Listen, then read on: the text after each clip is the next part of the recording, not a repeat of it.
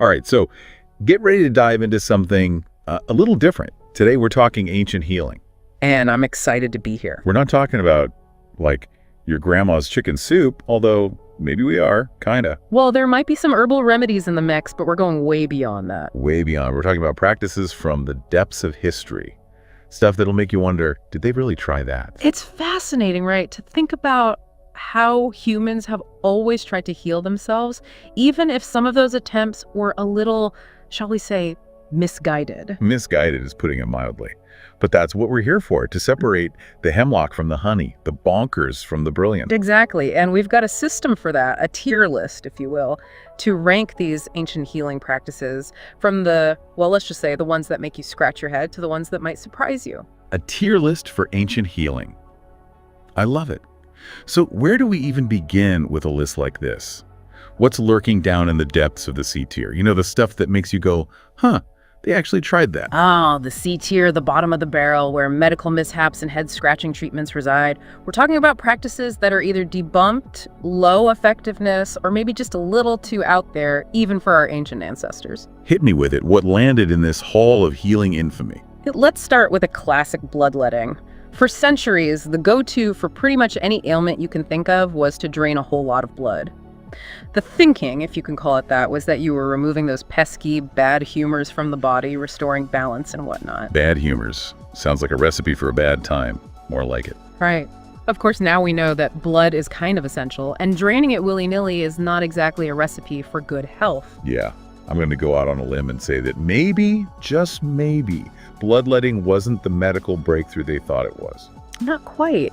But it's fascinating to see how medical dogma, even if it's based on faulty logic, can persist for centuries. It really makes you appreciate how far we've come in understanding the human body. But okay, bloodletting, that's a tough one to top. What else made the C tier cut? All right, you want to talk about out there? How about trepanation? Trepanation. Okay, you're going to have to refresh my memory on that one. Imagine this. Drilling a hole in your skull. Not exactly a walk in the park, right? Can't say it's on my to-do list. Well, believe it or not, our ancestors were surprisingly fond of it. Trepanation, the act of drilling or scraping a hole in someone's skull, was practiced across various cultures for a surprisingly long time. I'm sorry, drilling a hole in the skull. Why?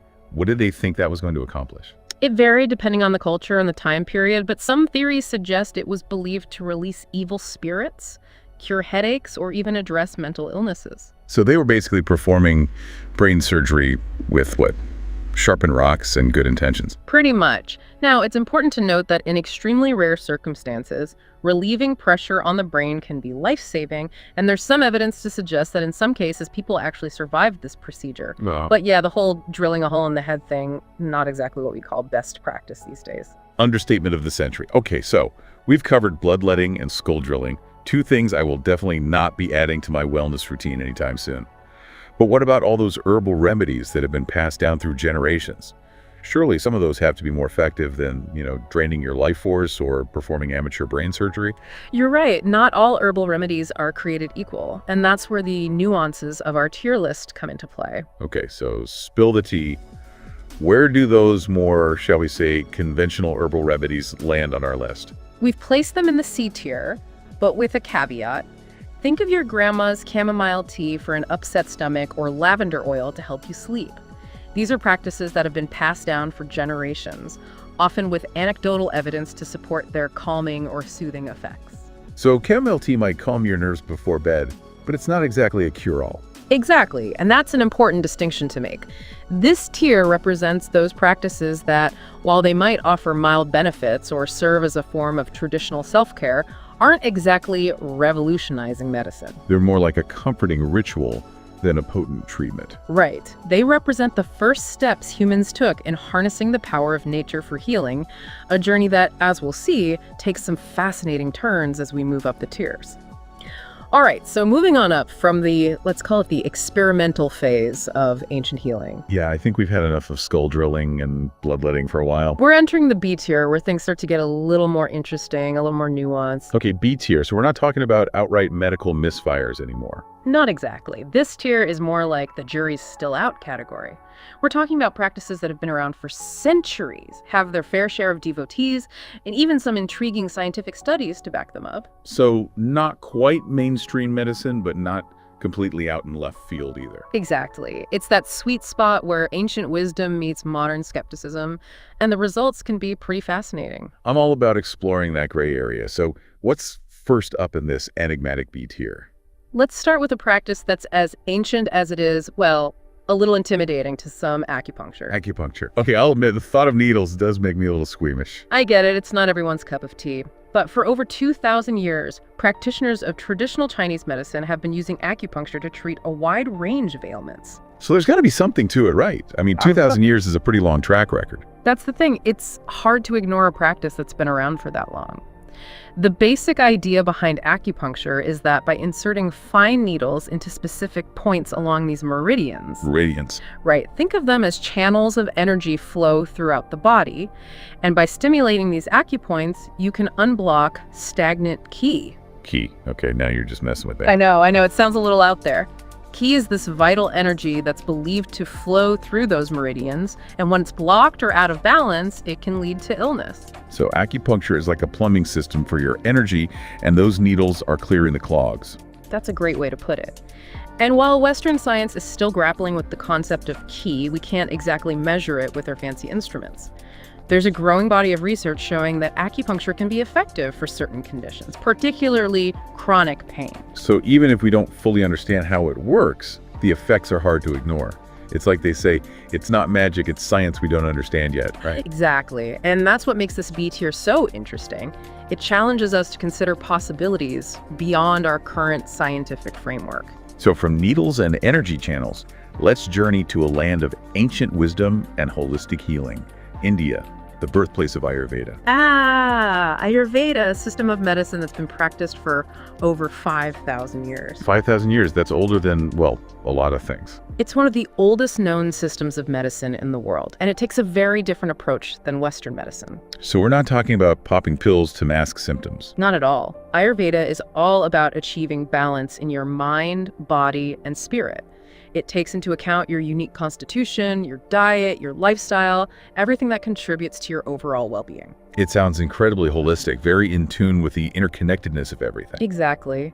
And while not every aspect of Ayurvedic medicine has been scientifically validated, there's a growing appreciation for its emphasis on preventative care and its holistic perspective on health. And let's not forget about those Ayurvedic herbs and spices that have become all the rage lately. I'm looking at you, turmeric lattes. Turmeric is a perfect example.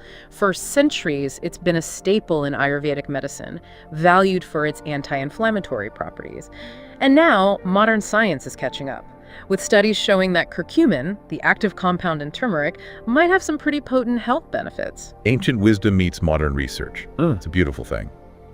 Okay, before we move on from this fascinating B tier, we have to talk about a practice that's been getting a lot of buzz lately. Cupping. Ah, yes, cupping, the ancient therapy that leaves you looking like you lost a fight with a giant octopus.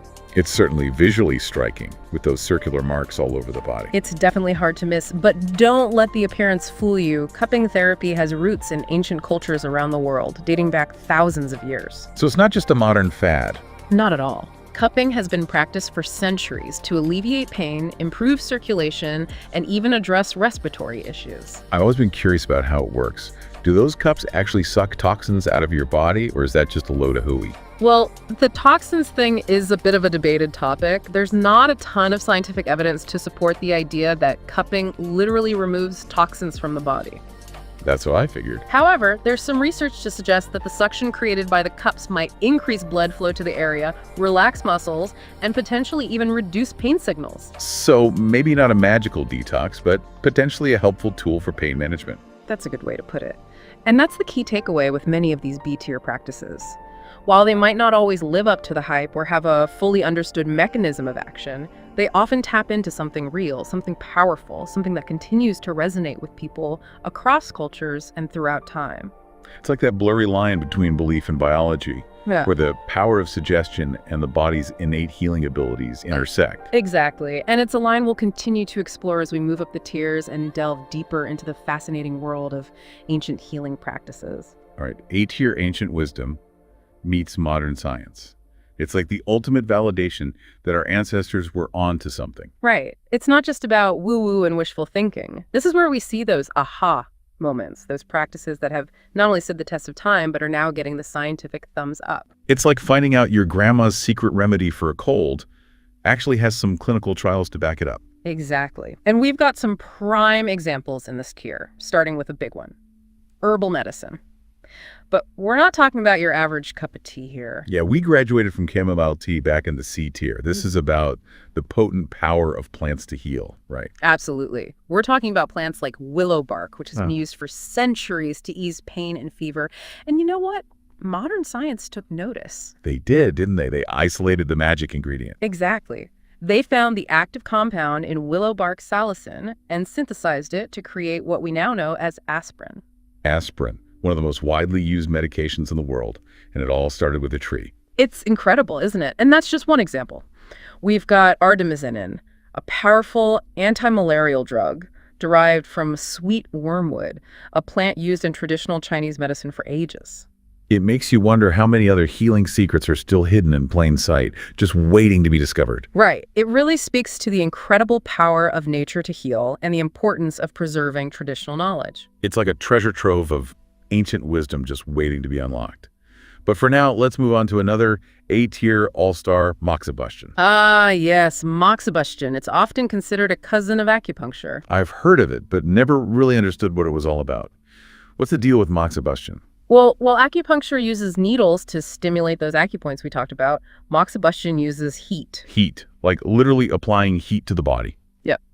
Traditionally, they burn dried mugwort, which is an herb, near specific acupoints to warm and invigorate the flow of qi. So it's kind of like acupuncture, but with a warmer touch. That's one way to put it. It's thought to improve circulation, ease pain, and even help with certain digestive issues. Sounds pretty versatile. But does modern science have anything to say about all of this?